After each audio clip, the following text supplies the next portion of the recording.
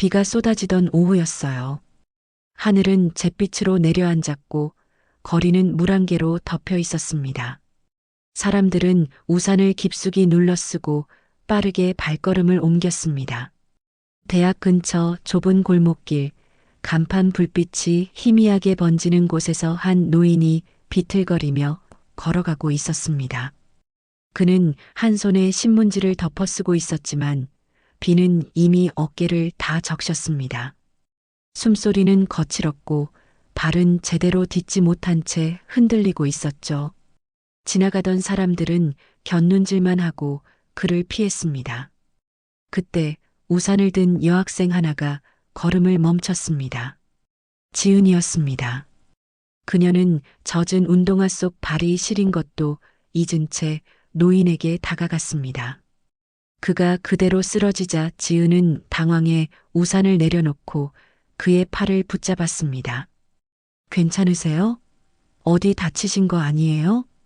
노인은 대답 대신 숨을 몰아쉬었습니다. 가까운 카페로 가요. 비 피해야죠.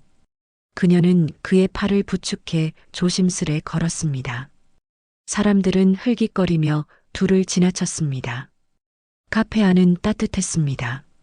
스피커에선 오래된 팝송이 흘러나왔습니다.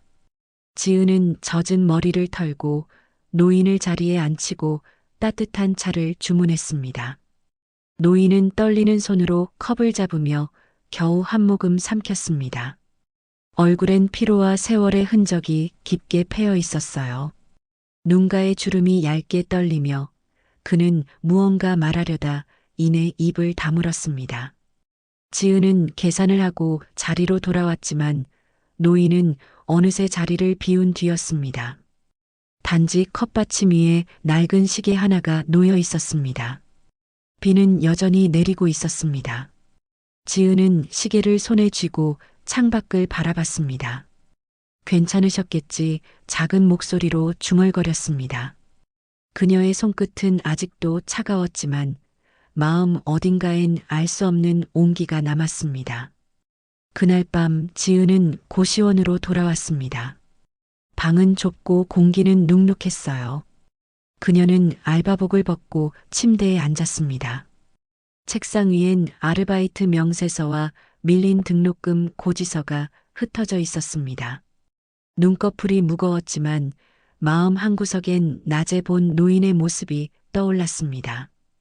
왠지 그냥 낯선 사람이 아니었어. 그녀는 그렇게 중얼거렸습니다. 다음 날 아침 학교 매점 앞 신문대 위에 놓인 신문 한 면이 눈에 들어왔습니다. 유도현 회장, 건강 악화로 행방불명. 기사 속 사진엔 어제 카페에서 본 그 노인이 있었습니다. 지은은 손에서 신문을 놓쳤습니다. 비에 젖은 운동화가 바닥을 스쳤습니다. 현실감이 없었죠. 그녀는 가방끈을 조여매고 천천히 걸었습니다. 그날 밤 고시원 문 앞엔 흰 봉투 하나가 놓여 있었습니다. 그날의 은혜 잊지 않겠네. 짧은 문장과 함께 검은 명함 한 장이 들어 있었죠. 지은은 봉투를 들고 한참을 서 있었습니다. 창문 밖에선 또다시 빗소리가 들려왔습니다. 마치 그날의 비가 아직 끝나지 않은 듯 했습니다. 며칠이 지난 어느 오후 학교 정문 앞에 낯선 차 한 대가 천천히 멈춰 섰습니다. 검은색 마이바흐의 광택이 햇살을 받아 반짝였습니다. 학생들은 호기심에 발걸음을 멈추고 웅성거렸습니다. 창문이 내려가자 정장 차림의 중년 남자가 이름표가 달린 서류를 들고 내렸습니다. 그의 시선이 곧장 한 사람에게 향했습니다. 지은이었습니다. 그녀는 손에 교재를 든 채 걸음을 멈췄습니다. 남자는 정중히 고개를 숙였습니다. 지은 양 맞습니까? 회장님께서 모시라고 하셨습니다. 지은은 당황스러워 고개를 저었습니다. 저 잘못 아신 것 같은데요. 그는 미소를 지으며 명함을 내밀었습니다. 명함에는 유도현 그룹 비서실장 최석진이라는 글씨가 새겨져 있었습니다. 순간 지은의 머릿속에는 비 오는 날 마주한 노인의 얼굴이 스쳐갔습니다. 그날 저녁 지은의 이메일로 한 통의 메시지가 도착했습니다. 유도현 장학재단 면담 안내. 그 아래엔 회장의 이름이 직접 서명되어 있었습니다. 그녀는 긴가민가한 마음으로 메일을 다시 확인했습니다. 진짜 회사 도메인이었고 발신 주소도 정식이었습니다. 지은은 며칠을 고민했습니다. 하지만 밀린 등록금 납부일이 다가오고 있었어요. 결국 그녀는 약속된 날짜에 재단 건물로 향했습니다. 재단 사무실은 대학생이 가보지 못한 세계였습니다. 대리석 바닥 향기로운 커피 냄새, 벽마다 걸린 수상패와 명화들. 그녀는 긴장한 채 손끝으로 서류를 꼭 쥐고 있었습니다. 비서 최석진이 나타나 안내했습니다. 회장은 현재 병원에 입원 중이라며 대신 메시지를 전해줬습니다. 회장님께서 학생의 진심을 높이 사셨습니다. 장학사업 자문으로 도와주실 수 있겠습니까? 지은은 놀랐습니다. 자신은 그저 평범한 학생일 뿐이라고 말했지만 비서는 이미 회장의 결정이라며 서류를 건넸습니다. 며칠 뒤 재단에서 공식 계약이 체결되었습니다. 지은의 이름은 청년 멘토링 자문위원으로 등록되었죠. 하지만 내부 직원들의 시선은 차가웠습니다. 복도 끝에서 누군가 회장이 병든 김에 쉬하는 거 아니야? 라는 말을 흘렸습니다. 지은은 아무 말도 하지 않았습니다. 손끝에 힘만 주었습니다. 재단 회의실에서 첫 회의가 열리던 날 그녀의 존재를 유심히 바라보는 시선이 있었습니다. 회장의 장녀 유미정이었습니다. 깔끔한 정장 차림, 단정하게 묶은 머리, 눈빛은 차가웠습니다. 그녀는 의자에 기대 앉아 아무 말 없이 지은을 바라봤습니다. 그 시선엔 낯선 경계심이 담겨 있었죠. 회의가 끝난 뒤 유미정은 비서에게 짧게 지시했습니다. 그 학생, 이력 전부 확인해. 그녀의 목소리는 낮았지만 단호했습니다. 비서는 고개를 끄덕였습니다. 지은은 건물 밖으로 나서며 한숨을 내쉬었습니다. 해가 지고 유리문 너머로 회장님의 사진이 걸린 벽이 보였습니다. 그녀는 그 얼굴을 한참 바라보다가 조용히 중얼거렸습니다. 정말 그날 그분이었을까? 재단 내에서 지은의 존재는 빠르게 소문이 퍼졌습니다. 회장의 신임을 받는 젊은 여학생이라는 사실이 직원들의 입에 오르내렸습니다.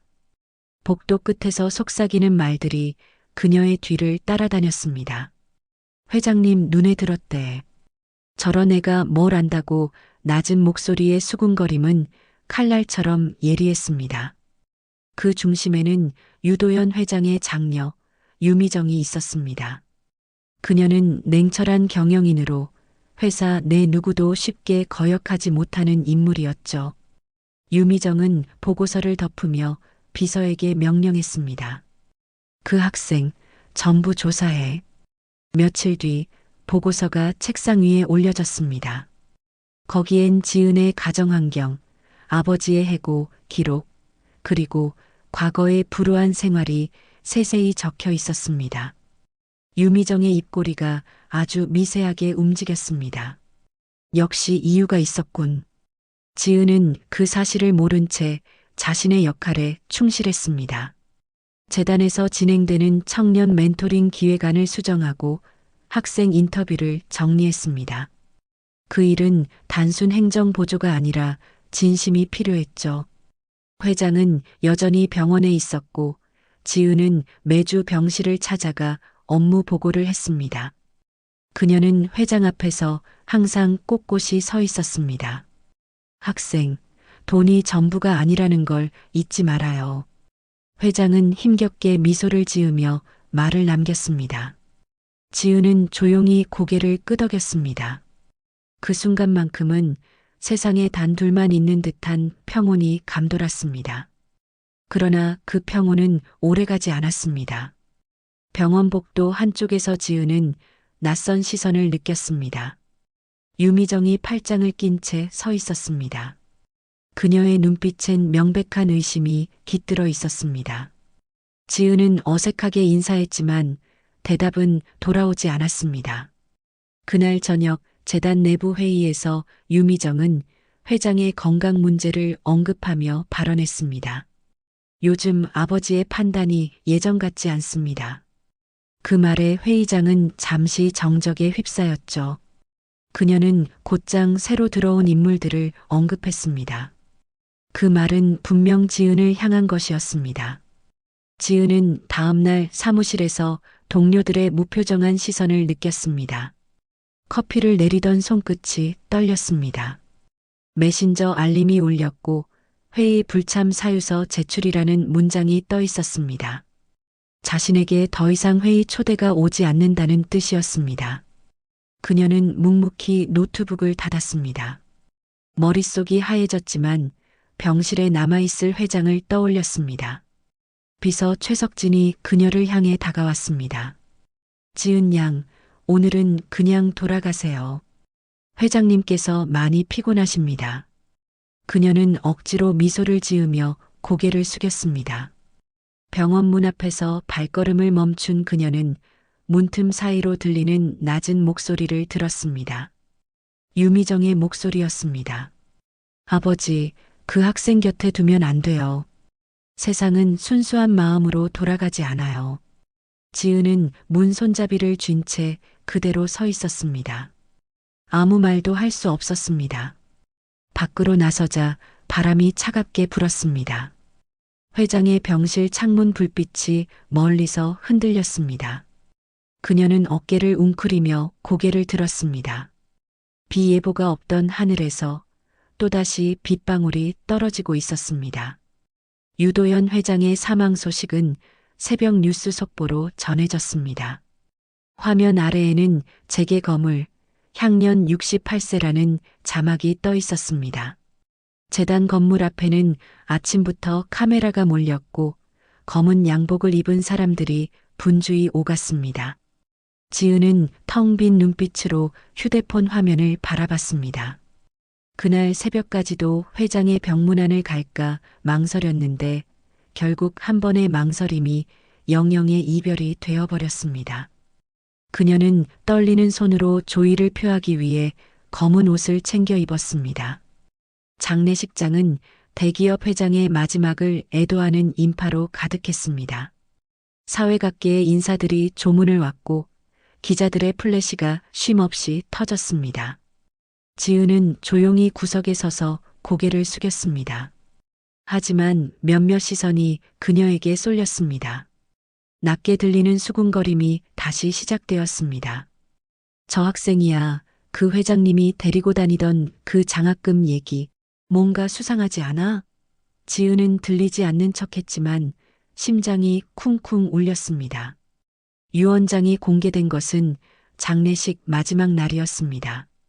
법무팀에서 공식적으로 낭독을 시작하자 조문객들의 웅성거림이 순식간에 고요로 바뀌었습니다. 본인은 생전 인생의 마지막을 함께한 학생 김지은에게 장학재단 운영권 일부를 위임한다. 순간 공기가 멈췄습니다. 유미정의 얼굴이 굳었습니다. 그녀는 자리에서 일어나 서류를 낚아채듯 빼앗아 들었습니다. 이건 말도 안 돼요. 조작된 겁니다. 그녀의 목소리가 회중 속에 울렸습니다. 기자들이 일제히 셔터를 눌렀습니다. 지은은 그 자리에서 얼어붙었습니다. 다음 날 인터넷은 회장과 여대생의 관계라는 제목으로 도배되었습니다. 포털 메인에는 지은의 얼굴이 흐릿하게 모자이크 처리된 사진이 올라왔습니다. 평범한 여대생, 수조원대 재단 운영권 상속받아. 진심인가 계산인가. 기사마다 의심과 비난이 엇갈렸습니다. 지은은 외출조차 할 수 없었습니다. 편의점 아르바이트는 해고 통보를 받았고 휴대폰으로 알림이 울릴 때마다 손이 떨렸습니다. 최 비서는 언론 브리핑장에서 기자들의 질문을 피해 나오며 얼굴을 굳혔습니다. 이건 누가 흘린 겁니까? 그는 내부에서 문건이 유출됐다는 사실을 눈치챘습니다. 이후 재단 사무실에 돌아와 문서함을 확인하던 중 서류 더미 사이에서 익숙한 봉투를 발견했습니다. 회장의 필체였습니다. 진실은 언젠가 드러난다. 하지만 시간이 필요하다. 그는 그 문장을 천천히 읽으며 숨을 고르더니 회장의 집무실로 향했습니다. 집무실 안은 정리 중이었습니다.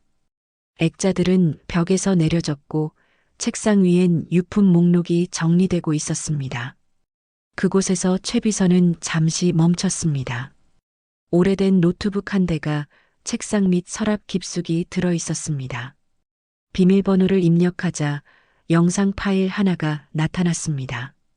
유언 직접 녹화, MP4. 화면 속에서 회장은 산소호흡기를 단 채로 천천히 말을 이어갔습니다. 이 결정은 나의 의지입니다.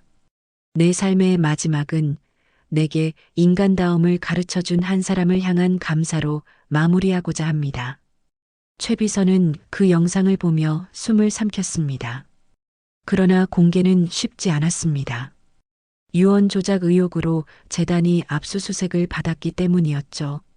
한편 유미정은 이미 언론과 손을 잡고 있었습니다. 그녀는 조용히 기자 한 명을 불러냈습니다. 회장이 마지막까지 혼미했다는 증언 필요하지 않으세요? 그녀는 그 말 한마디로 여론을 완전히 뒤집어 놓았습니다. 다음 날 아침 뉴스 자막에는 유언 당시 회장 판단력 논란이라는 문구가 떠올랐습니다. 화면에는 회장의 흐릿한 병실 사진이 덧붙여졌습니다. 지은은 TV를 껐습니다. 손끝이 떨렸습니다. 회장님은 그런 분이 아니에요. 혼잣말이 허공으로 흩어졌습니다. 방 안은 고요했고 바깥의 빗소리가 다시 들려오기 시작했습니다. 그 빗소리는 마치 누군가의 억울한 숨소리처럼 오래도록 이어졌습니다. 밤이 깊어도 지은의 고시원 방은 불이 꺼지지 않았습니다. 바닥엔 신문과 노트북 찢긴 편지 조각이 흩어져 있었습니다. 조작, 스캔들, 유언, 무효 같은 단어가 눈에 들어올 때마다 머리가 지끈거렸습니다. 세상이 자신을 향해 돌을 던지는 것 같았죠. 지은은 그동안 모아둔 회장님의 노트를 다시 펼쳤습니다. 돈은 결국 사람에게 돌아가야 한다. 회장이 자주 하던 말이었습니다. 그녀는 눈을 감았습니다. 그분이 거짓을 말할 리 없어 낮게 중얼거리며 손끝으로 종이를 쥐었습니다. 책상 서랍을 정리하던 지은의 손이 멈췄습니다. 오래전 회장이 준 흰 봉투 하나가 눈에 띄었습니다. 접힌 부분이 달아 있었고 글씨는 희미했지만 또렷하게 남아 있었습니다. 진실은 늘 기록되어 있다. 그 안에는 작은 USB 하나가 들어 있었습니다. 지은은 숨을 죽이고 컴퓨터에 연결했습니다. 화면에 레길이라는 폴더가 나타났습니다. 클릭하자 녹음 파일이 재생되기 시작했습니다. 회의실의 소리, 서류 넘기는 소리, 그리고 회장의 목소리가 들렸습니다. 내가 이 재단을 남기는 이유는 단 하나다. 가진 자의 책임. 그녀는 입술을 깨물었습니다. 그 목소리는 확실히 회장이었습니다. 이어지는 음성들 사이에서 익숙한 여성의 목소리도 들렸습니다. 유미정이었습니다. 이런 결정은 회사에 부담이 됩니다. 회장의 답변은 단호했습니다. 그 학생은 나의 과거를 닮았어. 놓치면 후회할 거야. 지은은 모니터를 바라보며 숨을 삼켰습니다. 눈물이 맺혔지만 닿지 않았습니다. 다음 날 지은은 재단 사무실 근처에서 최 비서를 만났습니다. 그는 며칠 새 수척해진 얼굴이었습니다. 그녀는 USB를 내밀었습니다. 이걸 확인해 주세요. 최 비서는 파일을 열어본 뒤 깊은 한숨을 내쉬었습니다. 원본이군요. 이게 모든 걸 바꿀 수 있겠어요. 그는 지은에게 기자회견을 제안했습니다. 진실을 숨기면 회장님이 원망하실 겁니다. 지은은 머뭇거렸습니다. 사람들이 믿을까요? 믿든 안 믿든 진실은 보여줘야 합니다. 그날 밤 재단의 일부 직원들이 몰래 그녀를 도왔습니다. 기자회견장으로 사용할 컨퍼런스룸을 정리하고 영상 장비를 설치했습니다. 새벽까지 이어진 준비 끝에 지은은 단상 앞에 섰습니다. 손에는 회장의 시계가 들려 있었습니다. 이건 제 손으로 끝내야 해요. 그녀는 스스로에게 말하듯 중얼거렸습니다. 기자회견 날 건물 앞에는 이미 수십 명의 기자와 카메라가 모여 있었습니다. 유미정 측 변호사들이 출입문을 막으며 회견 중지를 요구했습니다. 긴장 속에 최 비서가 재생 버튼을 눌렀습니다. 스피커에서 회장의 목소리가 울려 퍼졌습니다. 이 결정은 오롯이 내 선택이다. 그 학생은 나에게 인간다움을 가르쳐 준 사람이다. 순간 회의장 안이 정적에 잠겼습니다. 기자들의 손이 멈췄고 플래시가 꺼졌습니다. 지은은 마이크를 잡고 떨리는 목소리로 마지막을 말했다. 저는 그분의 뜻을 지키려 했을 뿐이에요. 그녀의 말이 끝나자 스크린 위에 회장의 미소가 비쳤습니다. 그 미소는 짧았지만 따뜻했습니다. 사람들 사이에서 조용한 숨소리가 들렸습니다.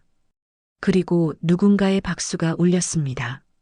그날 세상은 처음으로 지은의 이름을 비난이 아닌 존중으로 부르기 시작했습니다. 다음 날 아침 뉴스 헤드라인이 바뀌었습니다. 유도현 회장 유언 진본 확인, 조작은 장녀 유미정의 개입으로 밝혀져. 이사회 건물 앞엔 취재진이 몰려들었고 카메라 플래시가 쉴 새 없이 터졌습니다. 유미정은 검찰 수사관에게 둘러싸인 채 건물 밖으로 나왔습니다. 고개를 숙였지만 표정에는 자존심이 남아 있었습니다. 그녀의 입에서 아무 말도 나오지 않았습니다. 플래시가 터질 때마다 과거 그녀가 쌓아온 권위가 산산이 부서지는 듯 했습니다. 그 장면을 TV로 바라보던 지은은 아무 말 없이 화면을 껐습니다. 손끝이 떨렸지만 표정은 담담했습니다. 며칠 뒤 재단의 임시 이사회가 열렸습니다. 일부 인사들은 여전히 지은에게 불만을 품고 있었습니다. 학생이 재단을 운영한다는 건 위험합니다. 사회 경험도 없는 아이에게 무슨 책임을 맡깁니까? 날선 말들이 오갔습니다. 그러나 최 비서가 단호히 말했습니다. 그 학생은 회장님의 뜻을 잇는 사람입니다. 누구보다 진심으로 재단을 생각하고 있습니다. 그의 목소리는 흔들리지 않았습니다. 잠시 정적이 흘렀고 결국 이사들은 침묵으로 동의했습니다. 그날 저녁 지은은 회장의 묘소를 찾았습니다. 잔잔한 바람이 불었고 석양이 언덕을 물들였습니다. 그녀는 무릎을 꿇고 시계를 꺼내 묘비 앞에 놓았습니다. 이제서야 조금은 알 것 같아요. 회장님이 남기고 싶었던 게 뭔지요. 그녀는 눈을 감았습니다. 회장의 목소리가 다시 귓가에 맴도는 듯 했습니다. 돈보다 중요한 건 마음이야. 그녀의 눈가가 젖었지만 이번엔 눈물을 닦지 않았습니다. 며칠 후 재단은 다시 문을 열었습니다. 지은은 첫 기자 간담회에서 새로운 계획을 발표했습니다. 저희는 유도현 회장님의 뜻을 이어 형편이 어려운 학생들에게 교육의 기회를 확대할 것입니다. 그녀는 천천히 이어 말했습니다. 그리고 회장님의 마이바흐는 더 이상 권력의 상징이 아니라 이동 도서관으로 쓰이게 될 겁니다. 사람들은 놀란 듯 바라봤지만 곧 박수가 터져 나왔습니다. 그 차는 전국 학교를 돌며 책과 꿈을 나누는 희망의 마이바흐가 되었습니다. 그 소식은 언론에 실리며 세상에 퍼졌습니다. 가난한 학생이 만든 기적의 재단. 선의는 사라지지 않았다. 지은은 그날 회장실에 불을 끄고 창밖을 바라봤습니다. 하늘은 유난히 맑았고 햇살이 유리창을 부드럽게 감쌌습니다. 최비서는 문을 두드리지 않고 조용히 들어왔습니다. 수고했어요, 지은 양. 그녀는 미소를 지었습니다. 이제 시작이에요. 그는 고개를 끄덕였습니다. 그렇죠. 회장님도 분명 웃고 계실 겁니다. 재단 건물 앞 검은 마이바흐가 조용히 멈춰 섰습니다. 차 문이 열리자 안에서 아이들이 책을 꺼내 들고 웃었습니다. 그 웃음소리가 바람을 타고 멀리 퍼졌습니다. 지은은 그 모습을 바라보다가 천천히 하늘을 올려다봤습니다. 어느새 하늘에는 가을빛 구름이 흘러가고 있었습니다. 그리고 그녀의 얼굴에는 미소가 떠올랐습니다. 이제 진짜 끝이 아니라 시작이네요. 가을이 깊어가고 있었습니다. 붉은 낙엽이 인도 위에 흩날리며 바람에 실려 날아다녔습니다. 재단의 새로운 프로그램이 자리를 잡아가면서 지은의 하루도 조금씩 평온을 되찾고 있었습니다. 하지만 바쁜 일정 속에서도 그녀의 마음 한켠에는 여전히 한 사람의 그림자가 남아 있었습니다. 그날 저녁 사무실에 혼자 남은 지은은 책상 서랍을 열었습니다. 조심스레 꺼낸 것은 오래된 시계였습니다. 낡은 가죽줄이 달아 있었고 시침은 여전히 멈춘 채였습니다. 뒷면에는 작게 새겨진 글귀가 있었습니다. 사람은 사람으로 남을 때 가장 위대하다. 그녀는 그 문장을 손끝으로 천천히 더듬었습니다. 그 안에서 회장의 목소리가 들려오는 듯 했어요. 창밖에서는 부슬비가 내리기 시작했습니다. 그녀는 코트를 걸치고 밖으로 나섰습니다.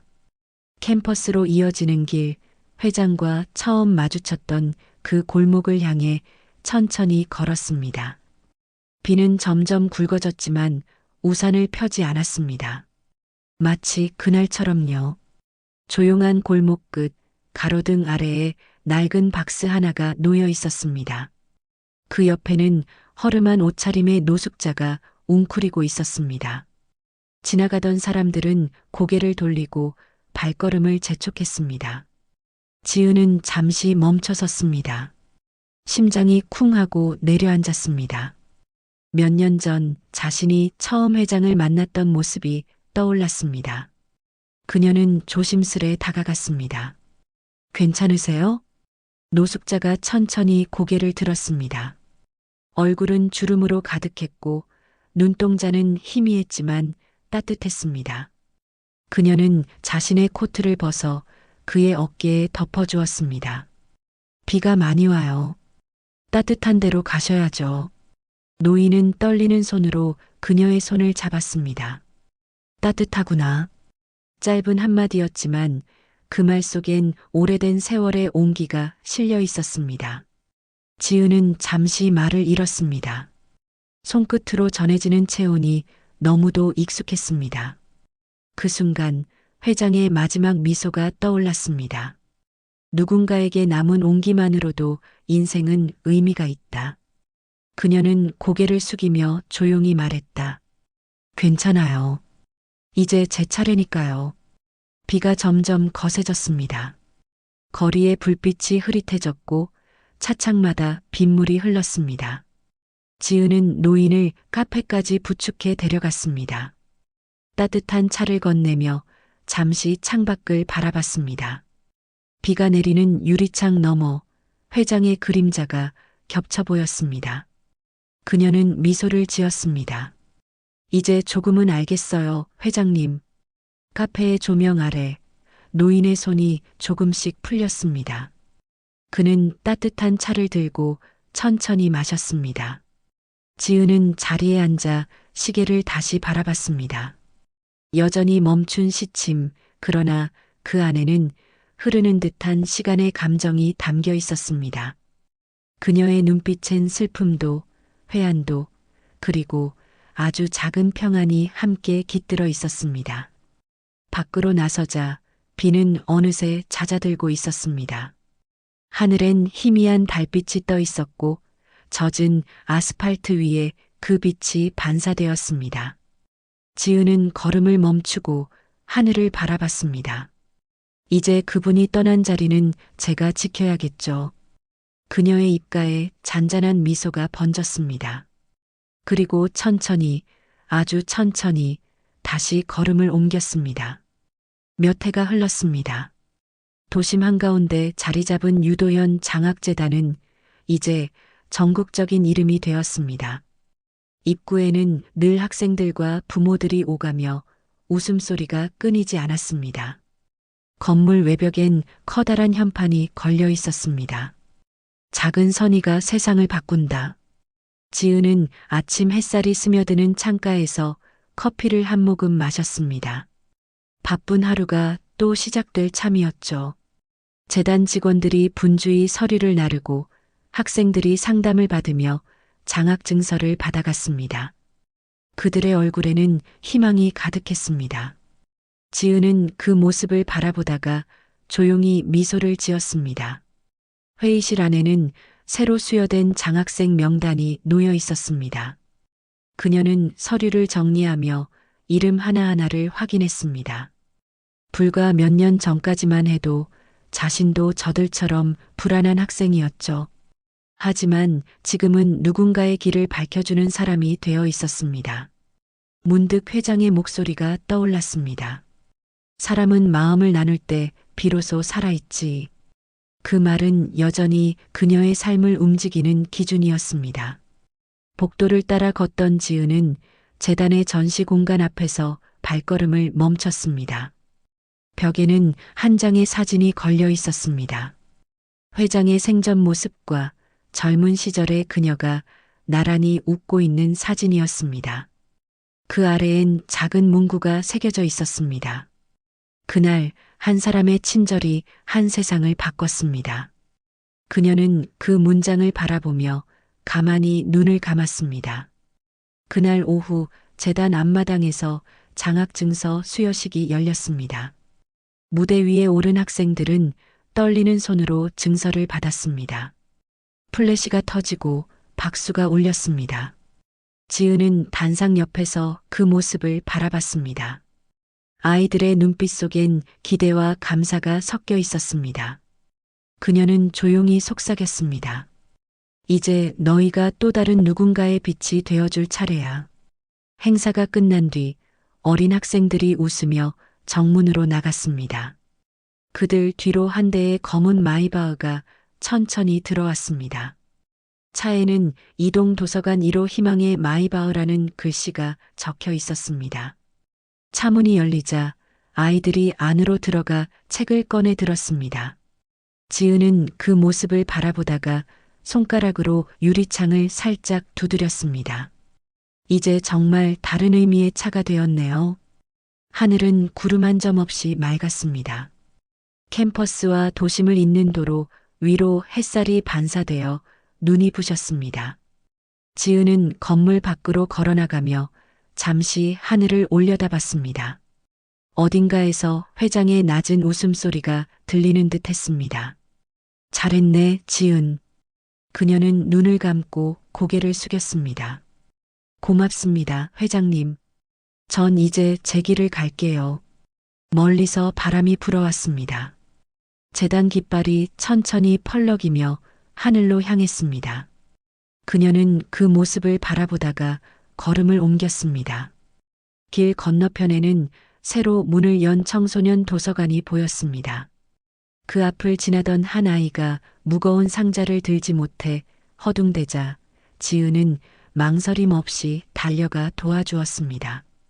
그 아이가 놀란 듯 웃었습니다. 고맙습니다. 지은도 웃으며 대답했습니다. 괜찮아요. 이런 건 서로 돕는 거예요. 햇살이 두 사람의 어깨 위로 고요히 내려앉았습니다. 멀리서 희망의 마이바흐가 도로를 따라 천천히 움직였습니다. 차 안에서는 아이들이 책을 읽으며 웃고 있었습니다. 카메라는 하늘을 비추며 서서히 멀어졌습니다. 그리고 화면 위로 문장이 떠올랐습니다. 선의는 사라지지 않는다. 어느 날 누군가의 삶으로 다시 피어난다.